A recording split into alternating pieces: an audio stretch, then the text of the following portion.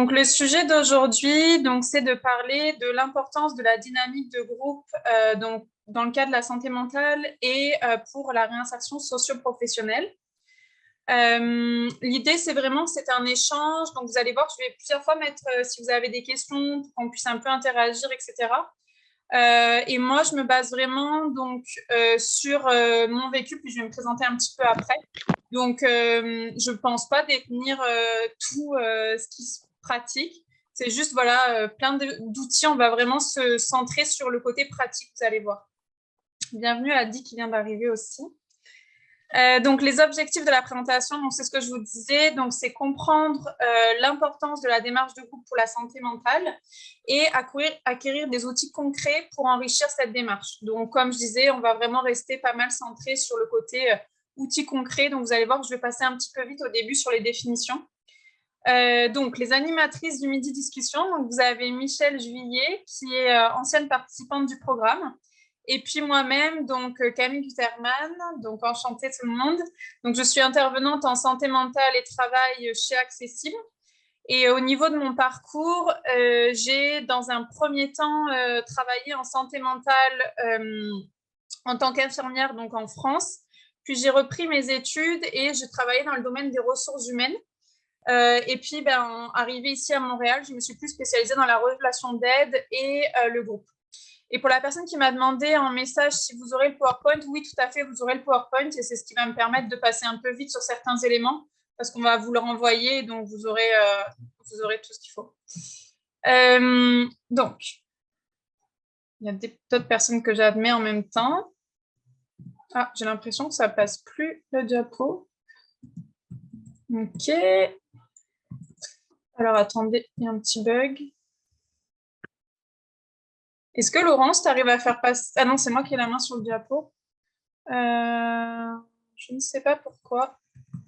Ça a bloqué ici. Ça bloque, si tu veux, enlève le partage et refais un partage. Ouais, c'est ce que je vais faire. Exact.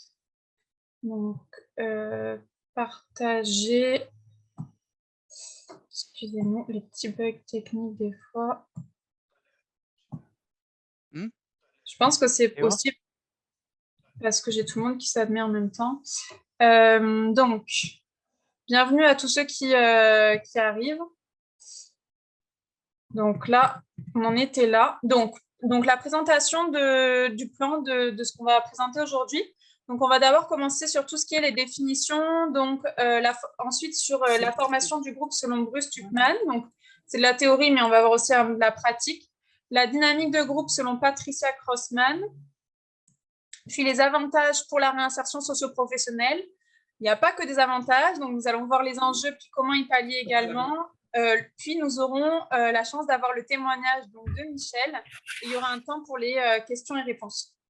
Je vous invite, s'il y a des personnes qui n'ont pas coupé leur micro, à ne pas hésiter à le faire, puis à l'ouvrir au moment où vous aurez envie de prendre la parole. Vous verrez, il y aura des temps organisés pour ça. Donc, pour commencer, au niveau des définitions, déjà, j'avais une petite question pour vous. Est-ce que pour vous, le groupe, c'est pareil qu'une équipe? Est-ce que c'est la même chose? Je vois Sabrina qui dit non de la tête. OK. Alors, pour aller... Ah, en fait, à chaque fois que je vais dans le chat, je ne peux pas voir, je ne peux pas continuer à partager. OK, donc je commence à comprendre le problème. Alors, excusez-moi, il faut que je repartage. Donc, c'est juste pour commencer en image. Donc là, on a une image qui représente le groupe, une image qui représente l'équipe. Donc, l'équipe, c'est à gauche et le groupe, c'est à droite. Donc, la différence d'une équipe, c'est qu'ils ont tous des objectifs communs. Et un groupe, ils ont plutôt des caractéristiques communes, mais ils ont tous des objectifs indépendants. Donc, aujourd'hui, c'est pour ça qu'on a parlé de la démarche de groupe. Donc, c'est vraiment pour redéfinir les termes. On va avoir des personnes qui ont des caractéristiques communes. Donc là, c'est notamment la santé mentale, mais ça peut être plein d'autres choses. Mais leurs objectifs sont indépendants. Donc, la réinsertion socio-professionnelle, oui, mais chacun à sa façon. Donc, ça reste des objectifs indépendants. Ensuite, qu'est-ce que la santé mentale? Donc, je vais y aller vraiment de façon brève sur la définition. Donc, ça correspond à un état de bien-être mental qui nous permet d'affronter les sources de stress de la vie, de réaliser notre potentiel, de bien apprendre et de bien travailler et de contribuer à la vie de la communauté. Donc, pour la suite, vous aurez le PowerPoint, je vous laisserai voir. Donc, c'est une définition de l'Organisation mondiale de la santé. Qu'est-ce que la démarche de groupe? Donc, également, une démarche de groupe, c'est une réunion regroupant plusieurs personnes afin de concevoir et réaliser un projet ou résoudre un problème, donc ensemble. Et pareil pour le reste de la définition, parce que, comme je vous dis, je passe vraiment brièvement sur le côté théorique. Pour ce qui est de la réinsertion socio-professionnelle, donc réinsertion sociale, c'est une action sociale visant à redonner à un individu sa place dans la société. Et puis, la réinsertion professionnelle, c'est un processus qui permet à un individu ou à un groupe d'individus d'entrer sur le marché du travail dans des conditions favorables à l'obtention d'un emploi. Je pense que jusque-là, je ne vous ai pas forcément appris grand-chose, mais c'était important de repartir sur les bases. Puis, on va commencer par voir donc la formation du groupe selon Bruce Tuckman. Est-ce que vous auriez envie de me partager dans le chat ou d'activer vos micros pour me dire, selon vous, combien d'étapes il y a pour former, pour la totalité en fait, de la durée de vie d'un groupe? Combien d'étapes il y a pour cela? Est-ce qu'il y a des personnes qui ont envie de partager? N'hésitez pas à activer vos micros si vous voulez dire.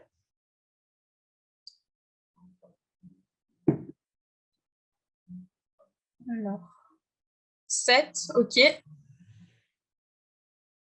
Est-ce qu'il y a d'autres personnes qui ont une suggestion? Ok, bon, alors c'était pas très loin. En réalité, bon, alors il y a vraiment un bug, je ne peux pas ouvrir le chat en même temps. En réalité, il y a précisément 5 étapes.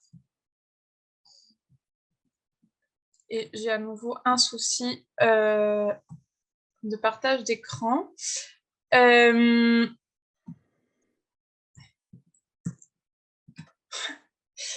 On va y arriver. Ouais. Si tu veux, je pourrais te lire les réponses. Ouais, si ça ne te dérange pas, parce qu'à chaque fois, ça me fait tout bugger finalement.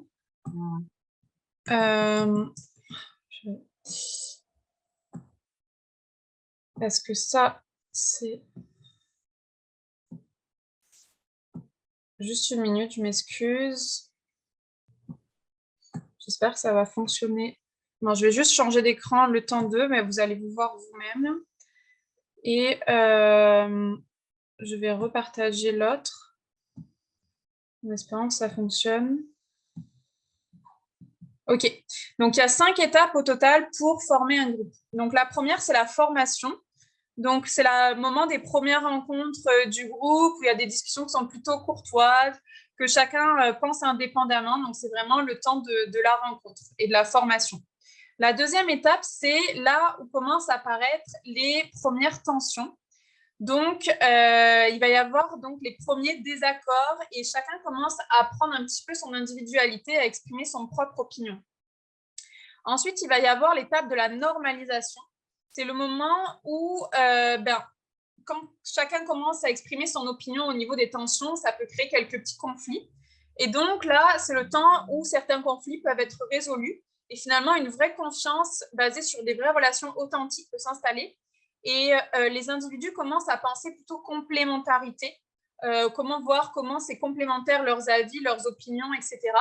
Et on commence à créer une vraie cohésion de groupe et puis commence à y avoir des décisions, des prises de décision qui sont collectives. Ensuite, il y a la quatrième étape de l'exécution où les individus sont capables à la fois de travailler en toute autonomie, donc pour eux-mêmes, etc., mais aussi sont capables de se mettre au service du collectif. Et pour terminer, la dernière étape qui correspond à l'achèvement du groupe, donc c'est que le projet est terminé, le projet de pourquoi ce groupe a existé. Et puis, donc, certains individus peuvent se sentir perdus ou en dehors de cette dynamique qui crée le groupe, mais parce que ça y est, en fait, tout ce groupe-là, c'est terminé. S'il y a des remarques ou des commentaires par rapport à ce que je viens de présenter sur la formation du groupe, n'hésitez pas. Puis, si tu peux, Laurence, s'il y a des personnes dans le chat à me le mentionner. Du coup. Oui, il y a une question on te demande, dans les 5 étapes, elles se font combien de rencontres? Est-ce que ça peut varier? Oui, ça varie vraiment. Ça va dépendre déjà, par exemple, ça se peut que un groupe soit formé, par exemple, pour une raison de 3 heures, qu'on fait juste un temps d'échange de 3 heures. Donc là, ça se peut qu'il y ait juste une pause pendant les 3 heures. Donc là, où au début, les personnes arrivent. Donc là, c'est vraiment une petite rencontre, c'est un peu informel, il y a des échanges courtois. Puis peut-être que pendant la pause, ils commencent un peu chacun à s'exprimer. C'est possible qu'il y ait des tensions, mais si le groupe dure que 3 heures, souvent, ça risque qu'il n'y ait pas forcément de conflit. Puis le temps d'après la pause, imaginons qu'il y ait une pause au bout d'1 heure et demie. À ce moment-là, plus ils vont tous se mettre ensemble et voir quelles sont les forces de chacun, les différences, mais au service du collectif. Et donc, le groupe peut se former comme ça. Donc, ça va vraiment dépendre. Par exemple, nous, à Accessible, on a un projet sur 31 semaines. Donc, disons que là, ces différentes étapes, la formation, ça dure 1 à 2 semaines. Les premières tensions, elles arrivent au bout de 2 à 4 semaines. Normalisation aussi à peu près vers la 3e semaine. Puis l'exécution à partir du 1er mois, puis achèvement à la fin des 31 semaines. Donc, ça dépend vraiment de la durée du groupe, le projet, etc., etc. Est-ce qu'il y avait eu d'autres remarques dans le chat, Laurence? Non. Ok. N'hésitez pas aussi quand je pose des questions, s'il y a des personnes qui veulent prendre le micro puis interagir en direct, vous êtes vraiment les bienvenus. Hop. Donc, la dynamique de groupe selon Patricia Crossman. Donc, on va utiliser, c'est vraiment des théories pour vraiment cadrer en fait la façon de présenter les choses. Donc, les 3 P, c'est protection, permission et puissance. Donc, on va voir chaque point l'un après l'autre. Donc, la protection, c'est au moment où on va poser le cadre du groupe. Donc, c'est vraiment le tout début où le groupe arrive. Et donc, encore une fois, ça dépend de la durée, ça dépend de plein de choses. Mais donc, si par exemple, c'est sur une durée plus longue, etc., globalement, il va falloir préciser le cadre. Donc, je donne des éléments de précision du cadre. Donc, il y a les horaires pour le cadre. Il y a la gestion des absences, des entrées et des sorties pendant l'animation de groupe. Donc, dire, vous pouvez sortir si par exemple, en fonction des thématiques abordées, ça peut être difficile pour vous, vous avez besoin de partir ou pour des raisons personnelles, etc. Voici comment ça se passe si vous avez besoin d'entrer ou sortir.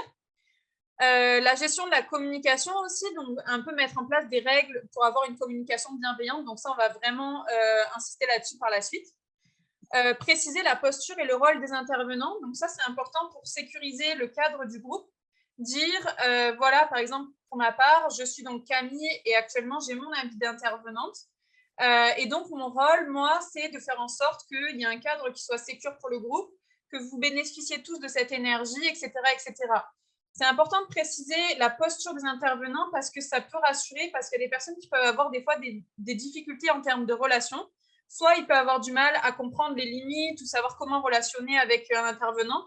Donc, ça crée le lien de confiance. Quand on explique qui on est, quelle est notre posture, ça permet à eux de savoir comment ils vont se positionner. Par exemple, s'il y en a qui peuvent un peu partir dans trop du copinage ou des choses comme ça, peut-être qu'on peut recadrer, ou des personnes qui se disent qu'ils n'ont pas forcément le droit de venir nous parler, c'est pour leur dire aussi, venez, on est à disposition pour vous, etc. Enfin, vraiment préciser notre posture et donc ce qu'on sera amené à faire dans le cadre de ce groupe en tant qu'intervenant. Ensuite, c'est important de préciser donc d'avoir une certaine discipline et la rigueur. Donc, par discipline et rigueur, c'est notamment la ponctualité, respecter les horaires, le présentéisme, les choses comme ça, en rappelant que vraiment, c'est quelque chose qui a aussi un impact sur chaque personne, quand il y a quelqu'un qui est en retard ou quelqu'un qui rate, etc. Donc, c'est important, ça, de préciser tout ça au niveau du cadre. Et pour terminer, au niveau du groupe, créer cet espace sécure et du cadre, c'est de préciser que tout ce qui est dit dans le groupe, tout ce qui est livré, etc., restera ici et que c'est confidentiel. Donc ça permet aux personnes de vraiment bénéficier de cet espace et de pouvoir se déposer et de se sentir en confiance. Donc là, on va voir le pratique. Donc, je vais vous exposer un certain nombre d'outils. Il y en a beaucoup plus que ça, mais c'est vraiment des outils pratiques. Comme je disais, c'est vraiment l'axe principal de cette présentation. Donc, comme outil pour poser le cadre, il va y avoir la distribution, par exemple, d'un planning avec peut-être l'horaire, le contenu, ce qui va permettre d'avoir une vision plus à long terme pour les personnes qui participent au groupe, de s'organiser et aussi d'anticiper en sachant qu'est-ce qui va se passer, etc. Ensuite, il y a le fait de mettre en place peut-être, donc encore une fois, ça dépend de la durée du groupe, etc., mais un contrat avec des règles à respecter. Donc, ça peut être un code de conduite, ça peut être une convention de formation, ça peut être peu importe, qui va permettre de poser le cadre. Idéalement, ça peut être intéressant de le faire lire en groupe pour que vraiment tout le monde soit informé qu'ils sont tous logés à la même enseigne. Et puis, de demander également une signature également, ça peut permettre à la personne encore plus de s'engager, de s'impliquer. Elle a signé ce document et ça lui donne une responsabilité au sein du groupe. Ensuite, c'est important de rappeler l'impact et l'importance de chaque membre du groupe et donc les responsabilités individuelles au service du collectif. Donc, c'est ce que je disais tout à l'heure, encourager la ponctualité, le présentéisme et l'implication. Si une personne participe beaucoup, ça va en inviter d'autres à participer. Si personne ne participe, tout le monde va rester en retrait. Si une personne est tout le temps en retard, ça peut démotiver certains qui vont être tout le temps en retard, etc., etc. Donc, ça peut être vraiment important de dire vos actions individuelles ont un impact sur le groupe et ce groupe-là est au bénéfice de tous, en fait, de vous-même et de tout le monde, et vous avez vraiment votre place là-dedans et votre rôle à jouer. Ensuite, promouvoir une communication bienveillante avec le fait de parler au jeu, de dire par exemple dans ma réalité, parce que c'est possible qu'il y ait des partages qui soient faits dans le cadre du groupe, la personne dirait par exemple tout le monde m'en veut.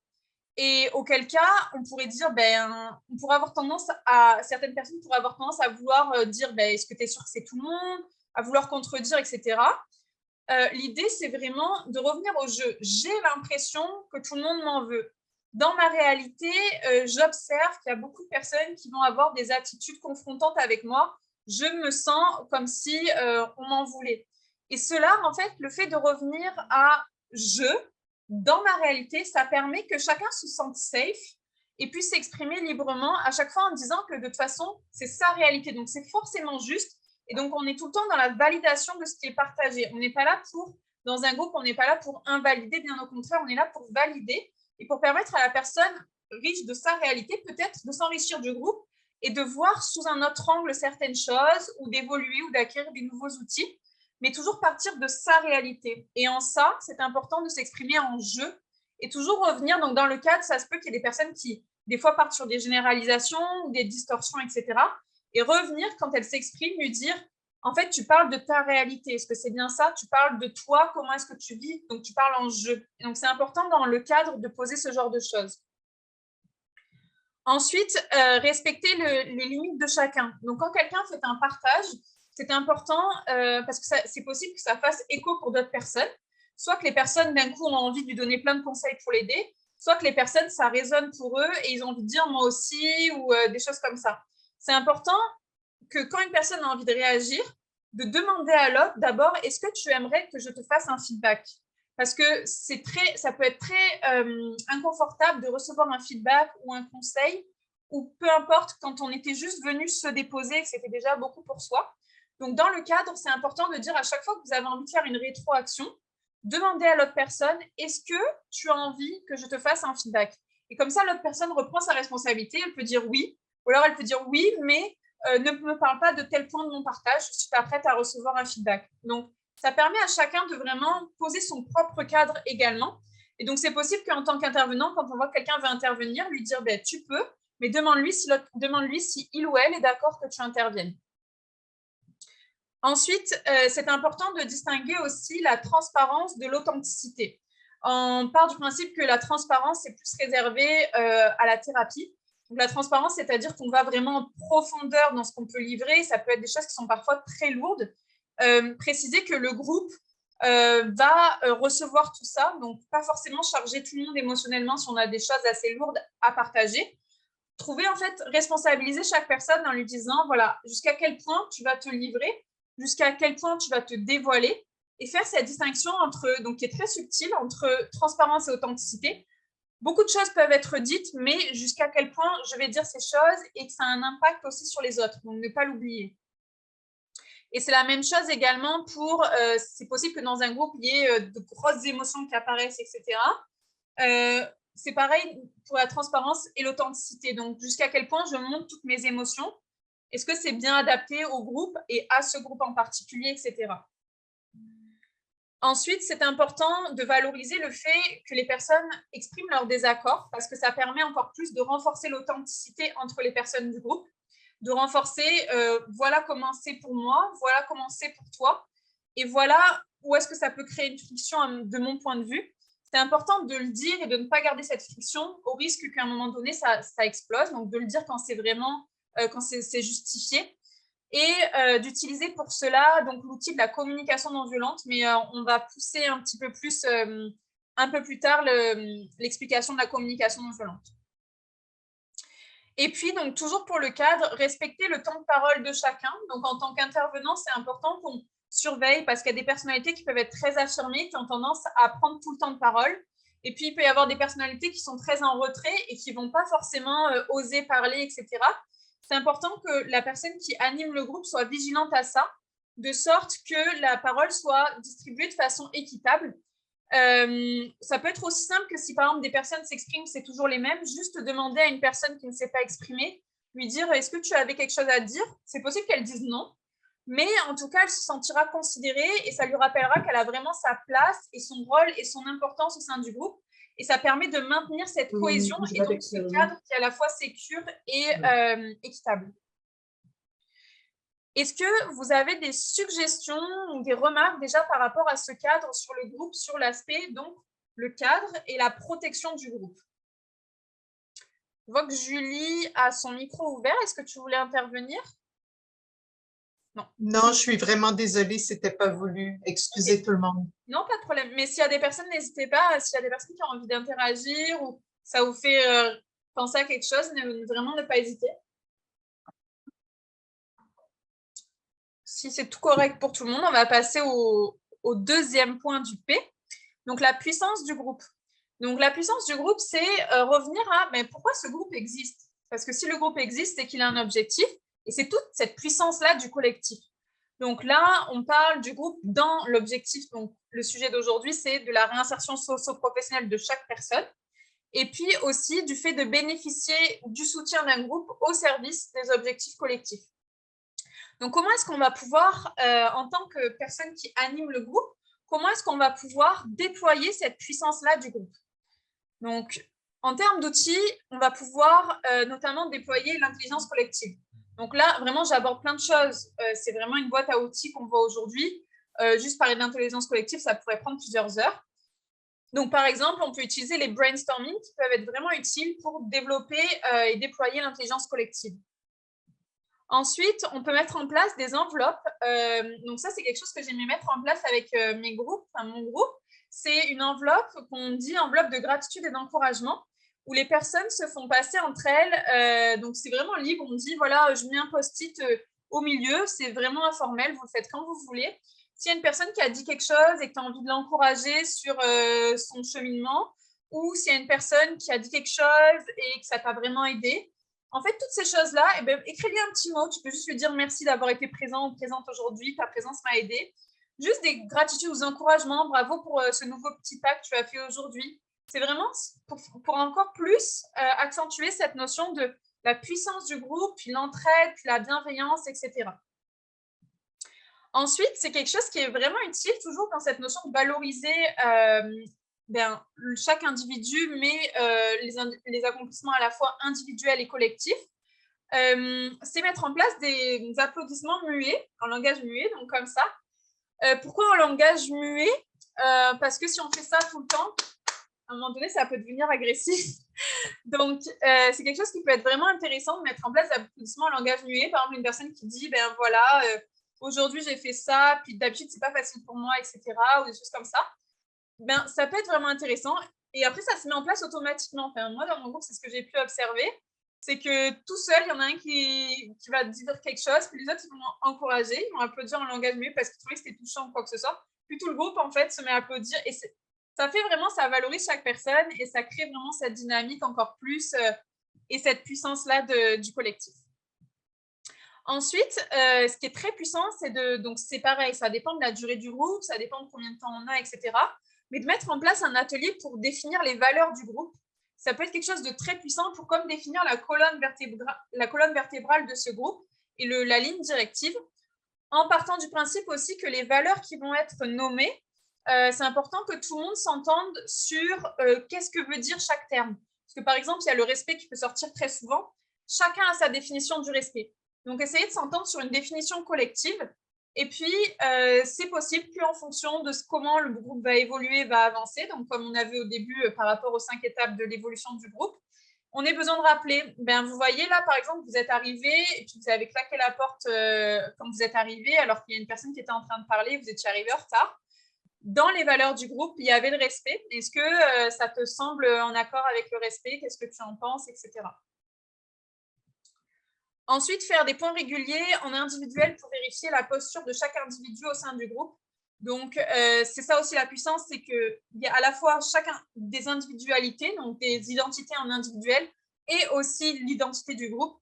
Donc, revoir chaque personne et pas hésiter à faire des points réguliers, donc quand on peut, etc. Mais comment tu te sens, toi, par rapport au groupe? Est-ce qu'il y a des choses que tu aimerais mettre en place pour affiner ta posture? Essayer de voir autant que possible en individuel, donc ça en tant qu'animateur de groupe, en tant qu'intervenant, essayer de voir comment faire en sorte qu'un maximum de personnes se sentent bien et puissent encore plus bénéficier de cette puissance-là du groupe.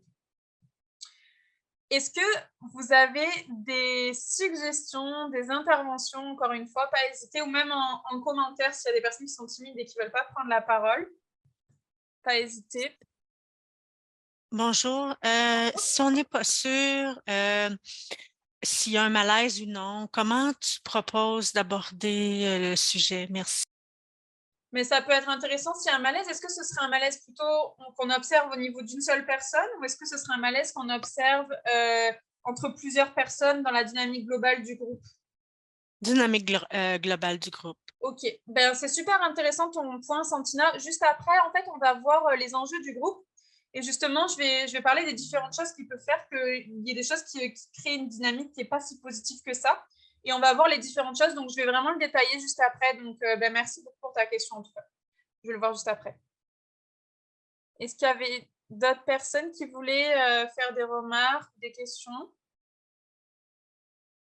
Ok, bon, on va passer au troisième point. Donc, les 3 points centraux pour la dynamique de groupe. Donc là, c'est la permission. Donc, c'est plutôt axé vers l'autonomie. C'est-à-dire donc, que les personnes puissent parler sans jugement, sans se sentir jugées. Donc, comme j'ai dit tout à l'heure, on ne se sent pas jugé quand on parle de notre réalité. Si je parle de ma réalité, on ne peut pas me juger, c'est ma réalité, personne ne peut contredire ça. Et ensuite, laisser libre cours à l'autorité du groupe, pour qu'il soit vraiment autonome. Donc, on va voir différents points par rapport à ça pour que ça se clarifie. Donc, encourager la gestion en autonomie des conflits en rappelant les outils qui peuvent être utilisés. Donc, si on voit qu'il y a des conflits, ça se peut que les personnes viennent nous voir et on leur dise, ok, rappelle-toi, par exemple, il y a la communication non violente, ou lui dire, mais qu'est-ce que tu peux mettre en place là par rapport à ce conflit? Qu'est-ce que ça te fait vivre? Et essayer au maximum de laisser les personnes gérer ça en autonomie. Donc ça, c'est un point. Ensuite, encourager les prises d'initiative. Donc, c'est possible qu'il y ait une personne qui dise, par exemple, les enveloppes de gratitude, il y a une personne qui pourrait dire, ça pourrait être intéressant de faire carrément un tableau où on met des mots, où on est fier de nous, etc. Ah ouais, super idée, vas-y, et laissez la personne porter le projet. Et donc, ils deviennent co-acteurs en fait de ce groupe et on leur laisse prendre les initiatives. Organiser aussi des temps de réunion informels, type des potlucks, peut-être des temps en fait, qui sont informels, qui permettent aux personnes de se connecter entre eux, mais de façon qui n'est pas que axée sur travailler ensemble, avancer ensemble, mais de façon interpersonnelle différente. Laisser aussi des temps libres pour favoriser l'autogestion du groupe. Donc ça peut être les temps de pause.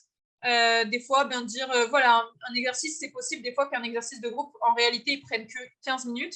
Mais leur laisser une demi-heure parce que ça leur permet encore plus d'échanger, etc. Et ça leur permet encore plus de bénéficier de cette intelligence collective et de cette puissance-là de groupe. Insérer des activités ludiques aussi, de la légèreté et du rire. Donc, par exemple, c'est possible de se présenter, par exemple, quand les personnes arrivent, et leur proposer de se présenter en faisant un portrait chinois. Donc, c'est-à-dire, par exemple, ce qu'on appelle le portrait chinois, c'est leur dire, présentez-vous en disant, par exemple, votre prénom, ce que vous avez le plus envie de faire cet été, et puis votre plat préféré. Comme ça, de façon en fait plus ludique. Et ça permet, moi aussi, c'est ça mon plat préféré. Et des personnes qui, a priori, n'avaient pas forcément de points communs, finalement, se trouvent des nouveaux points communs. Et ça permet encore plus de fédérer. Faire aussi des comment ça va réguliers. Donc, en fonction, encore une fois, de la durée du groupe, etc. Tous les matins, par exemple, comment ça va aujourd'hui? Puis, comment vous sentez? Puis, on peut faire des comment ça va de plein de façons. On peut dire, par exemple, quelle couleur vous représente aujourd'hui. Puis, un autre matin, nous, on fait par exemple des tirages de cartes qui leur permettent de voir. Puis, ils nous expliquent en quoi ça résonne pour eux. Cette carte dit ça. C'est vrai qu'en ce moment, je me sens comme ça. Donc, ça peut aussi générer la créativité, le côté ludique, etc. Voilà pour l'autonomie. C'était les 3 points, donc vraiment de façon très synthétique et condensée. Mais pour avoir vraiment plein d'outils pratiques, j'espère que ça va pouvoir vous servir. On va après continuer sur les autres point. Est-ce qu'il y a des personnes qui ont des suggestions, des remarques, des questionnements par rapport à tout ce qui vient d'être vu et dit? Oui, moi. Oui, bienvenue. Donc, c'était juste une idée. Ben, en fait, c'est quelque chose qu'on fait ici. On essaie de faire attention au comment ça va durant la journée, juste parce qu'on travaille dans le cadre de la santé mentale et on a remarqué que parfois, quand il y a des idées suicidaires ou d'anxiété ou de peur, ben, ça peut vraiment baisser la morale du groupe. Donc, on a juste fait des petits changements de phrases, donc comme « Ah, je suis contente de te voir aujourd'hui » ou c'est plutôt des mots d'encouragement que de « Comment ça va ». Donc, on a trouvé dans notre cas que ça a eu un impact positif.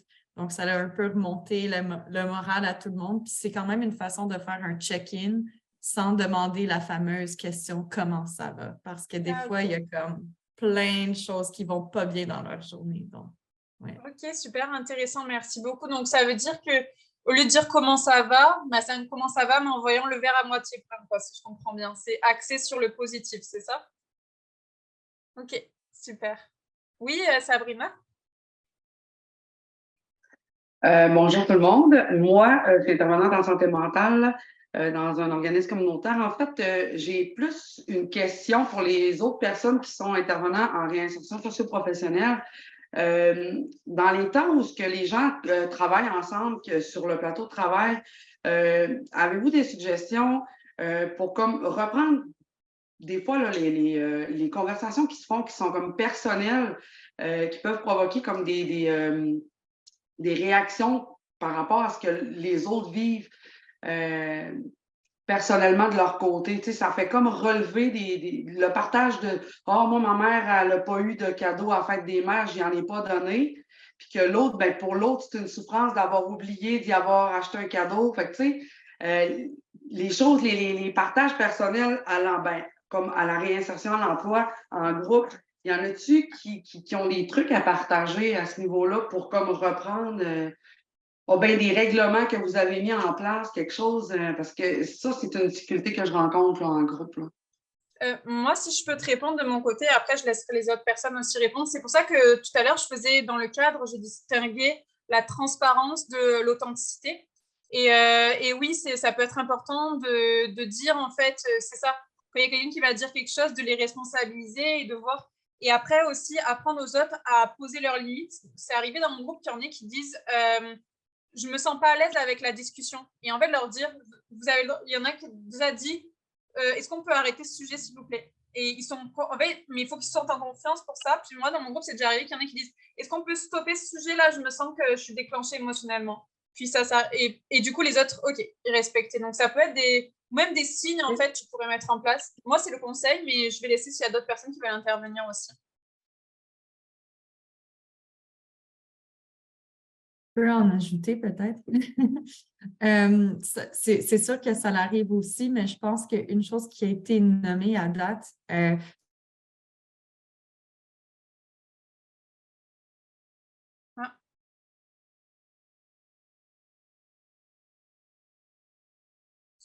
Je crois qu'il y a eu un souci de connexion. Ouais.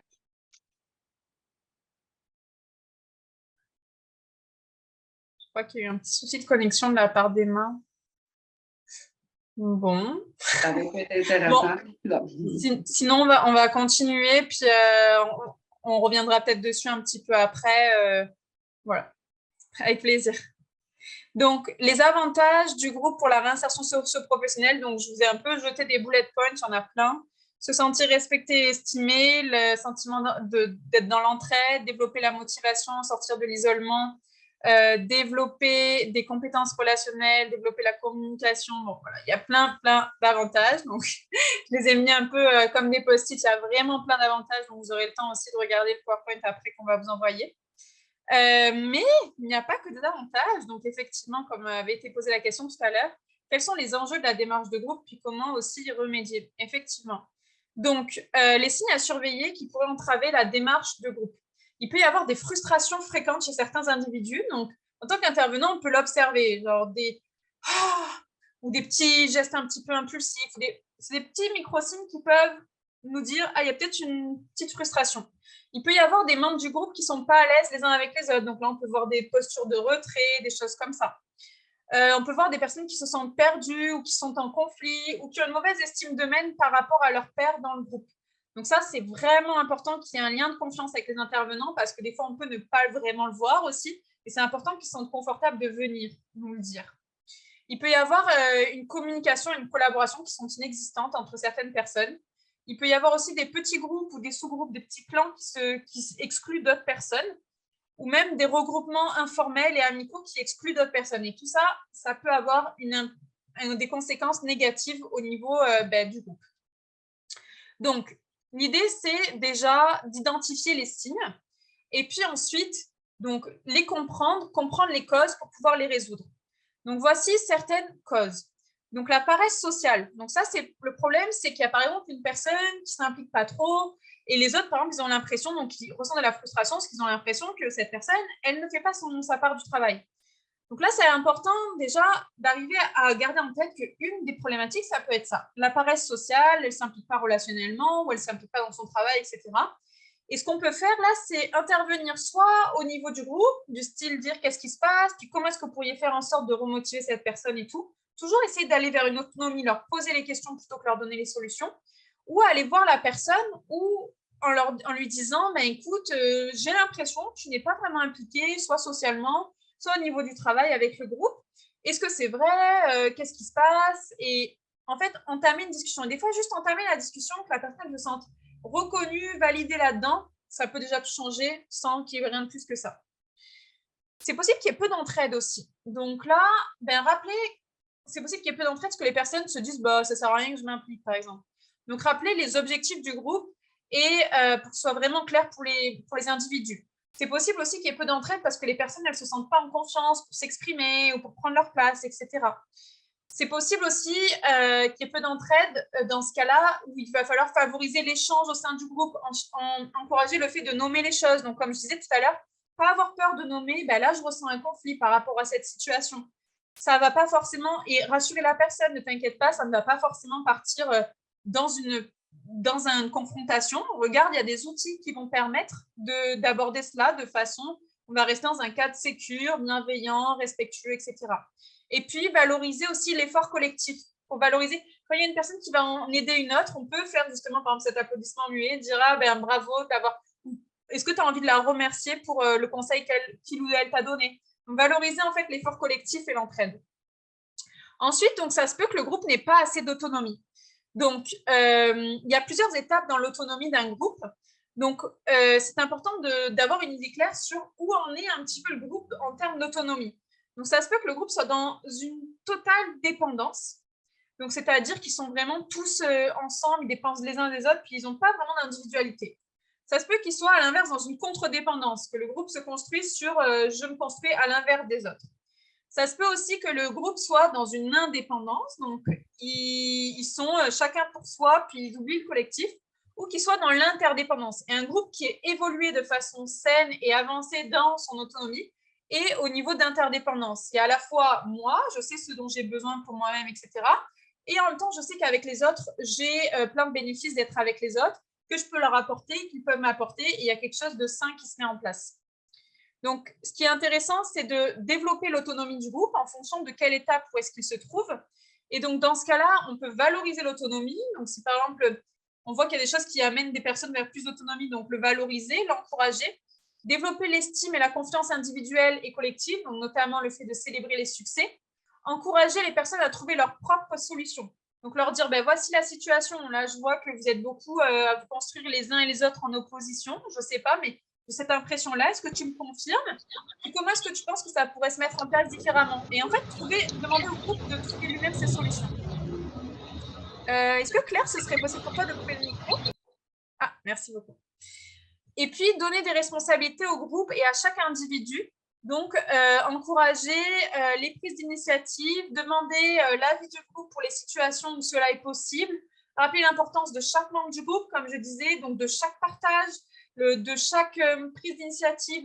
Chacun a sa place et chacun contribue à cette puissance-là du groupe. et valoriser aussi voilà, les talents individuels et leurs bénéfices au service du collectif. Ensuite, c'est possible qu'il y ait des intérêts divergents. Donc là, j'encourage vraiment la communication non violente. Donc, on va vraiment l'aborder de façon très, très succincte, dans la mesure que ça pourrait prendre des heures d'aborder la communication non violente. J'imagine qu'il y a peut-être pas mal de personnes qui connaissent cet outil-là. Donc, l'idée, c'est que s'il y a un conflit, donc rassurer la personne ou rassurer les personnes, dire que c'est correct, qu'il y aura d'autres conflits dans la vie et que justement, ce qui est vraiment sain, c'est d'être capable de l'exprimer et qu'on peut le faire sans que ce soit forcément délétère. Donc, comment est-ce qu'on peut le faire sans que ce soit nécessairement délétère? C'est commencer à s'exprimer en 4 étapes. Donc, la première étape, c'est l'observation. Donc, voilà, ce matin, tu es arrivé dans le groupe, puis tu es passé devant moi, tu ne m'as pas dit bonjour. Moi, ce que je ressens, c'est de la colère. Donc là, la deuxième étape, c'est l'émotion. Parce que, donc, si on parle du besoin, mon besoin, c'est de me sentir respectée, valorisée pour la valeur que j'ai. Et quand on ne me dit pas bonjour, j'ai l'impression qu'on ne me considère pas. C'est comme ça, donc ça crée pour moi de la colère.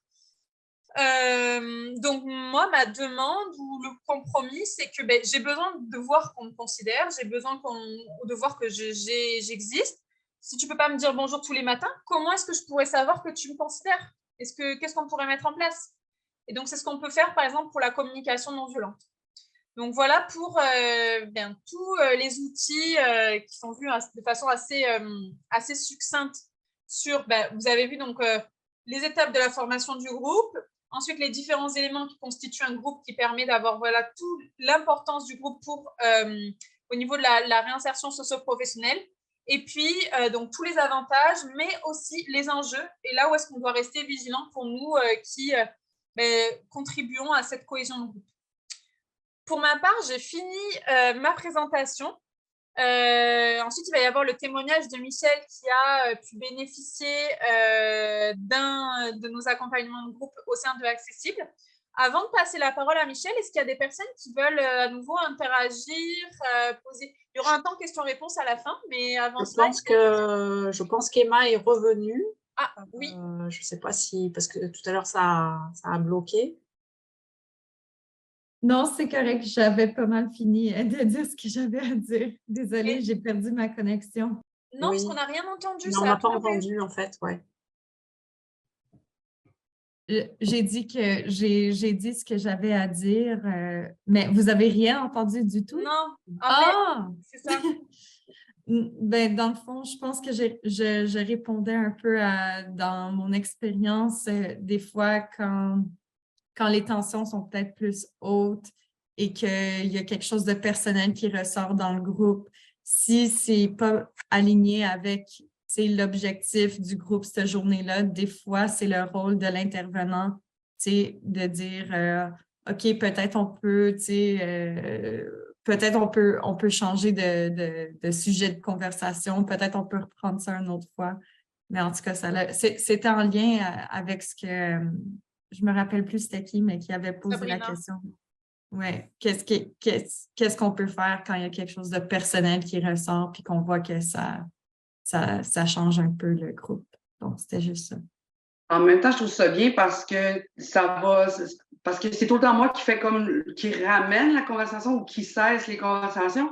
Fait que de continuer dans l'empowerment, dans l'autonomie, de rappeler les valeurs, puis l'objectif du groupe, puis l'objectif, pourquoi ils sont ici au sein d'un plateau de travail ou d'un atelier de travail pour la réinsertion socio-professionnelle, ça va avoir, je pense, un impact de rappeler ça, puis ça va être entre eux autres qui vont peut-être réussir à un moment donné se ramener. Merci. Oui, c'est ça, revenir au cadre en fait, et en même temps laisser de l'autonomie. C'est toujours un juste équilibre entre… Merci beaucoup. Bon, je pense que Michel, est-ce que tu es prête à à partager ton expérience? Oui, merci. Bien, bonjour tout le monde. Mon nom est Michel Juillet.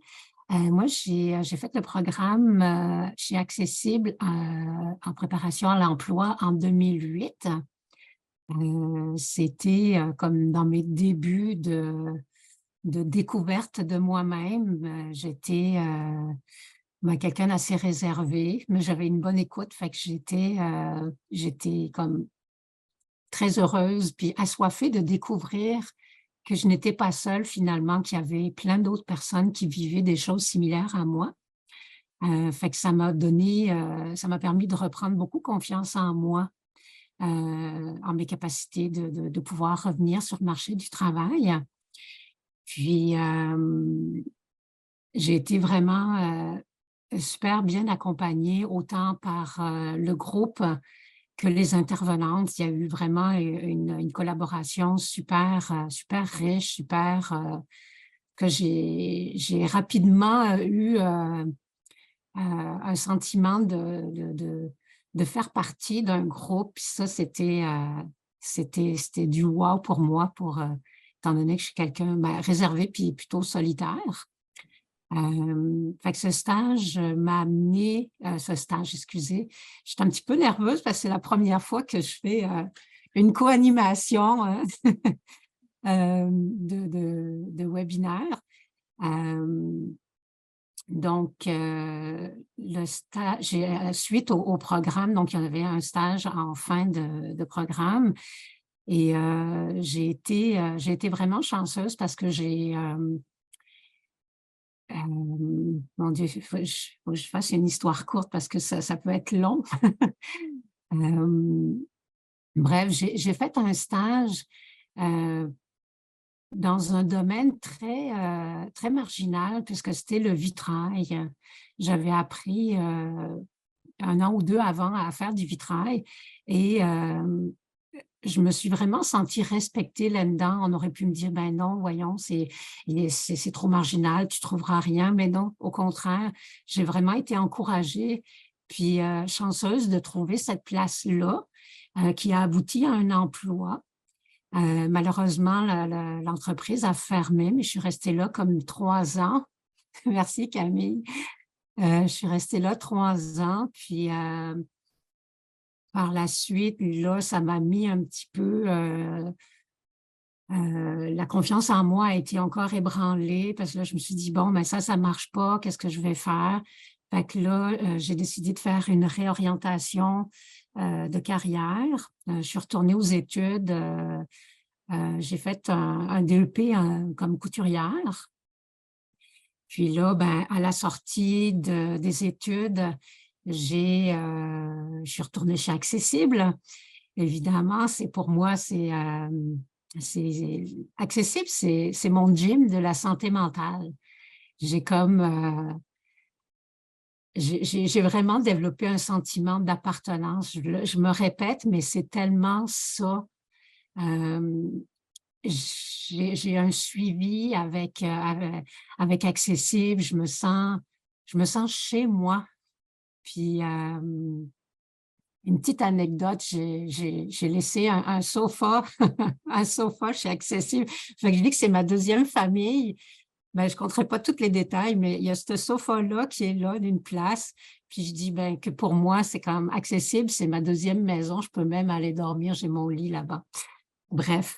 Fait que par la suite, donc, je suis retournée chez Accessible comme chercheuse autonome, puisque oui, il y a l'aspect groupe qui est très important. Puis après ça, on peut revenir comme chercheur autonome, mais là encore, on fait une recherche autonome, mais on n'est pas seul. Il y a les intervenantes qui sont là, puis il y a plusieurs personnes qui sont là comme chercheurs autonomes. Fait qu'on forme à nouveau un groupe. Puis ce groupe-là, il est super riche dans le sens qu'on se partage des idées. Puis à plusieurs reprises, j'ai trouvé un emploi grâce au partage de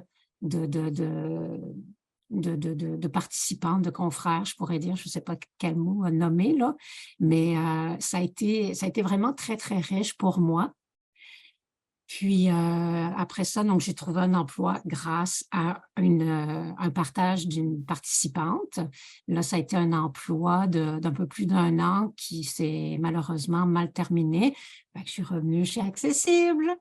Fait que le nombre de fois, là, je l'ai nommé, je ne les nomme plus finalement parce que c'est comme, en tout cas, c'est toujours un plaisir de retourner chez Accessible pour la richesse, de l'être humain qui travaille là, des êtres humains qui sont là, qui apportent un soutien vraiment inestimable en ce qui me concerne. Puis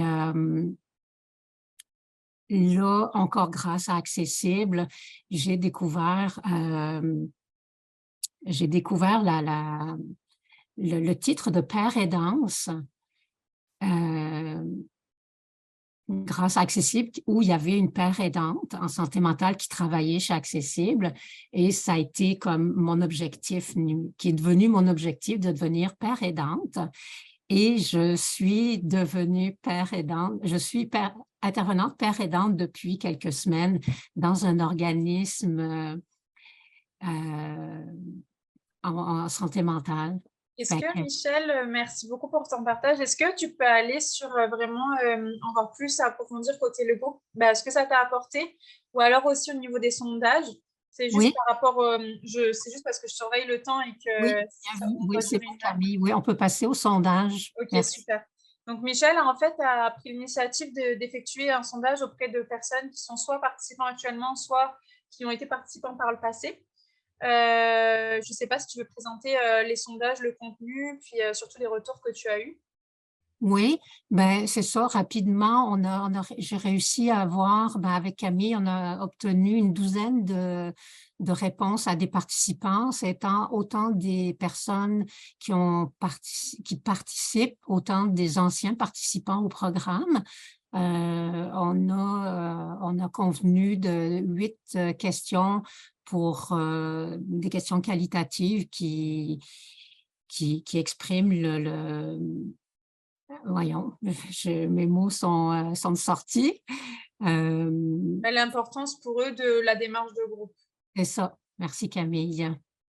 Fait que la première question, donc, c'était savoir c'était quoi l'importance.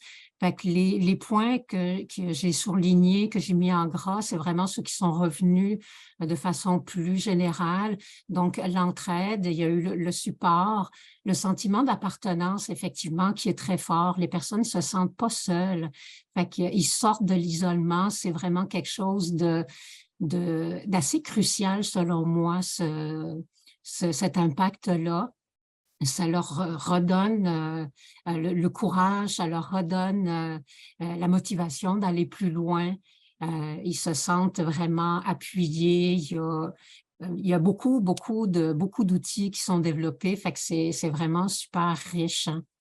La deuxième question, donc, les attentes des personnes face à la démarche de groupe.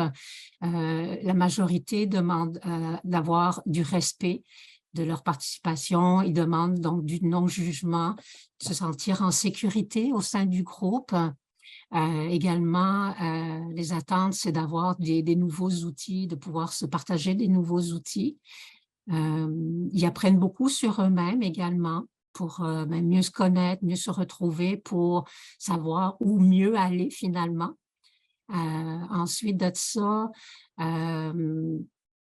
l'aspect le plus important, c'est ça, c'était vraiment l'entraide, le soutien, l'écoute, la compréhension, l'honnêteté, le non-jugement, partage et l'espace sécuritaire.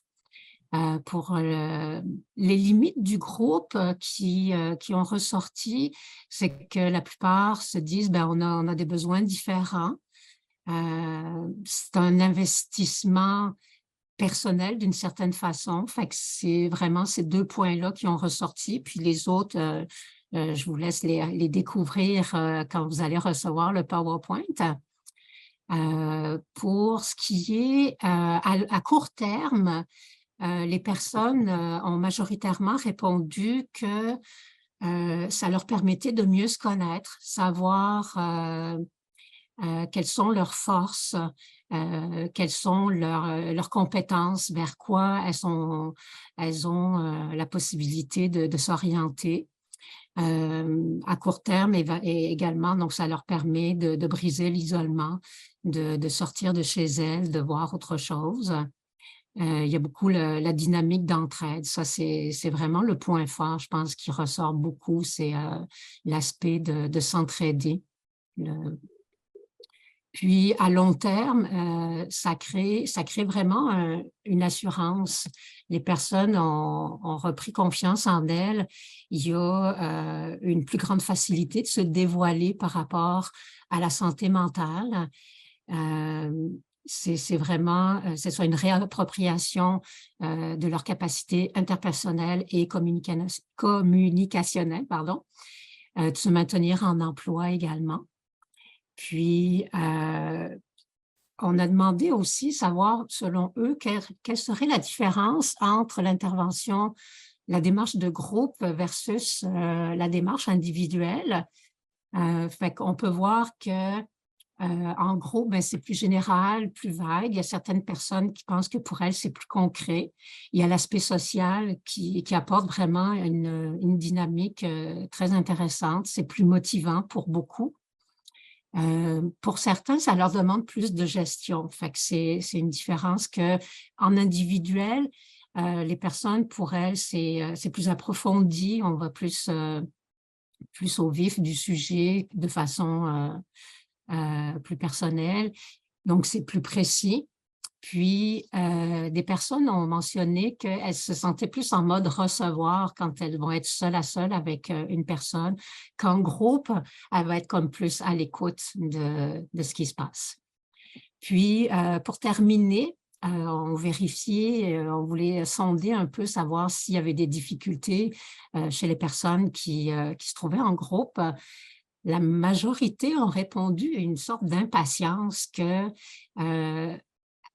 il y avait tellement un engouement de vouloir partager les choses, puis il y avait cette espèce d'empressement qui faisait qu'il y avait beaucoup d'impatience. Puis, ça demandait beaucoup de concentration. La gestion interpersonnelle également, et puis revivre les passés douloureux, ça demandait beaucoup d'énergie, fait que c'était quelque chose d'assez difficile.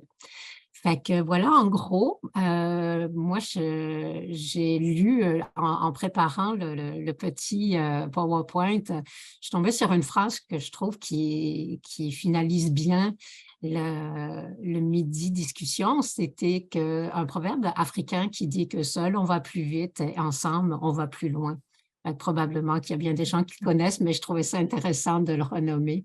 Oui. Fait que, merci beaucoup à vous toutes et tous pour votre présence. Merci beaucoup, Michel. J'ai juste une petite question qui a été posée là sur le chat de Sabrina qui demandait, suite à, puisque tu l'as mentionné, que tu étais intervenue comme chercheur autonome chez Accessible, elle demandait qu'est-ce que ça voulait dire en fait, qu'est-ce que c'était d'être chercheur autonome. Chercheur autonome, oui, OK. Merci Sabrina pour la question. Chercheur autonome, étant donné qu'on a fait le groupe, on a déjà tous les outils de comment rédiger un CV, les lettres de présentation et tout ça. Fait que c'est un retour dans les bureaux d'Accessible où on a accès à la salle d'ordinateur, à l'imprimante, puis à l'appui des intervenantes. Mais on est si on a des questions par rapport à revoir une lettre de présentation ou si on veut simuler un entretien éventuellement. Fait qu'on est autonome, puis au besoin, on demande l'accès à pouvoir rencontrer une intervenante qui se fait un plaisir de nous accompagner.